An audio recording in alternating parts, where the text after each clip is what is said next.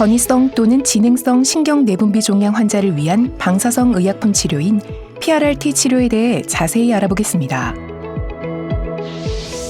신경내분비 종양은 호르몬을 생성하는 신경내분비계 세포에서 발생하는 종양입니다.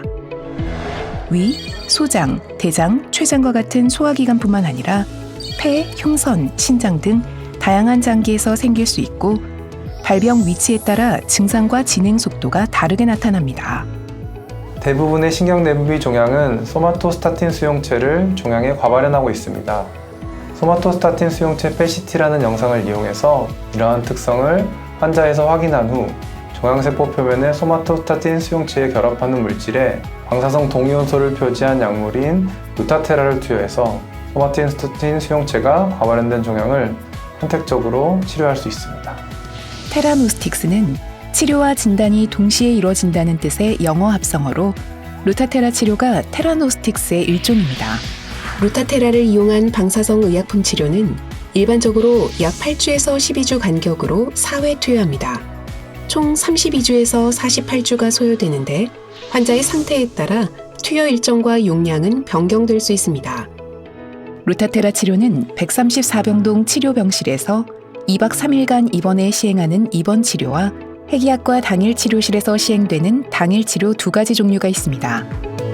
치료 후 발생 가능한 부작용 관찰 및 처치를 위해 처음 2회는 입원해서 치료하고 이후 2회는 환자의 상태에 따라 의료진과 상의해 입원 또는 당일 치료를 결정합니다.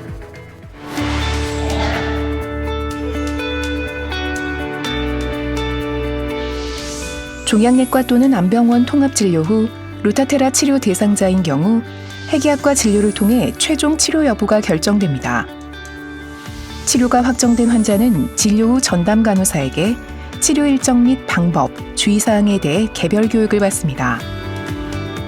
외래 진료 후 원무팀에서 방사성 의약품 비용을 수납하고 입원 예약 창구에서 입원 예약을 한 후 귀가합니다.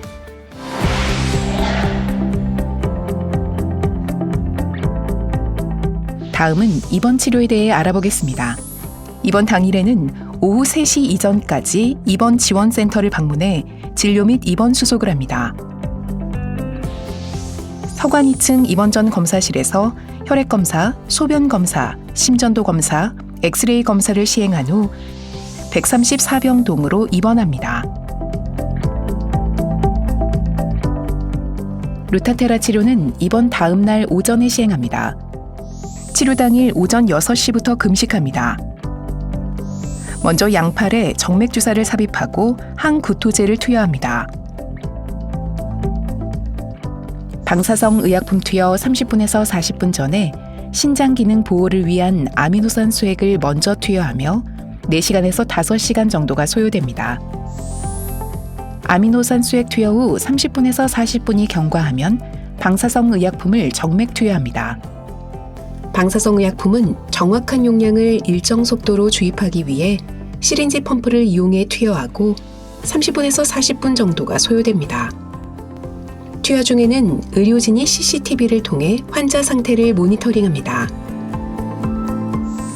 투여가 끝나면 당일 오후 동간 2층 해기학과에서 전신 촬영을 합니다. 치료에 소요되는 총 시간은 6시간에서 7시간이며 치료 다음 날 오전 원무팀에서 퇴원 정산 후 귀가하면 됩니다. 귀가 후 3일에서 7일간 구역질, 구토 등이 있을 수 있으며 이런 경우 처방받은 항구토제를 복용합니다.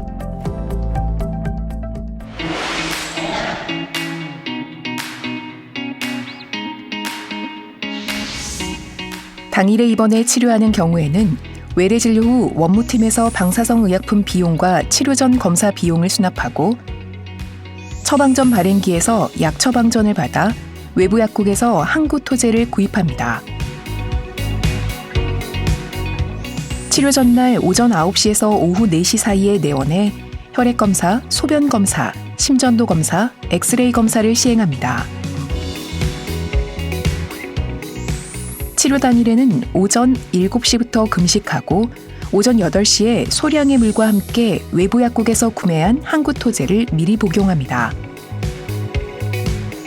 이후 오전 9시에서 10시 사이에 신관 2층 해기학과 당일 치료실로 이동합니다. 치료 과정은 병동 입원 치료 과정과 동일하며 치료 당일 오후 전신 촬영이 끝나면 신관 2층 원무팀에서 퇴원 정산 후 귀가합니다.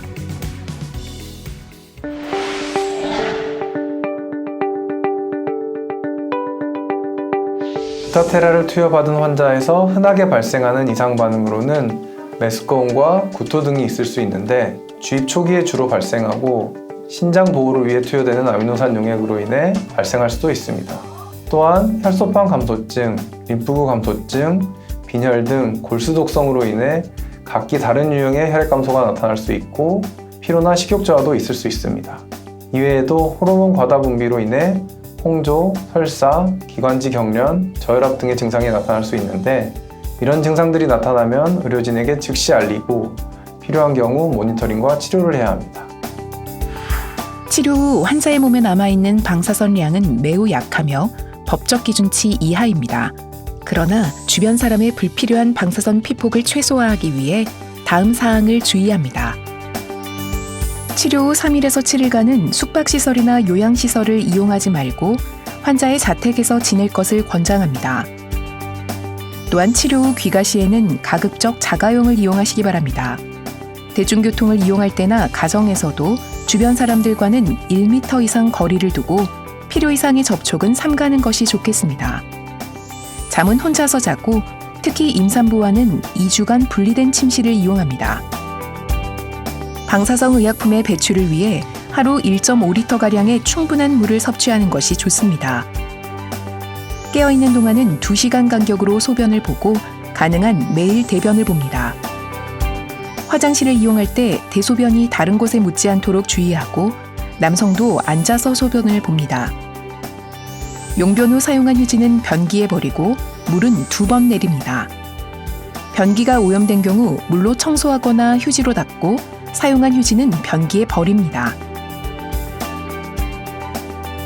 용변 후에는 비누를 이용해 손을 20초 이상 깨끗이 씻습니다.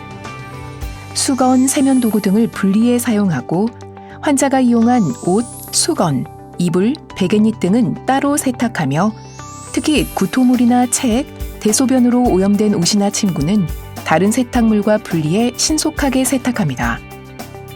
치료 일주일까지는 성관계나 키스를 하지 않습니다. 어린이, 임산부와는 최소 1m 거리를 유지하고 욕실을 분리해 사용합니다.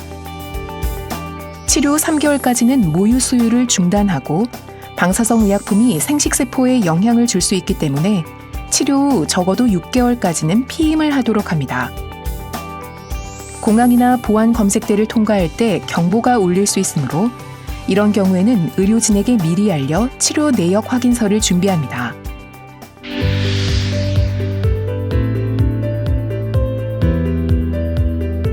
주변인들의 불필요한 방사선 피폭을 최소화하기 위해서 환자분께서는 전신 스캔 후에도 입원 중일 때에는 병실에 머물러 주시기 바랍니다.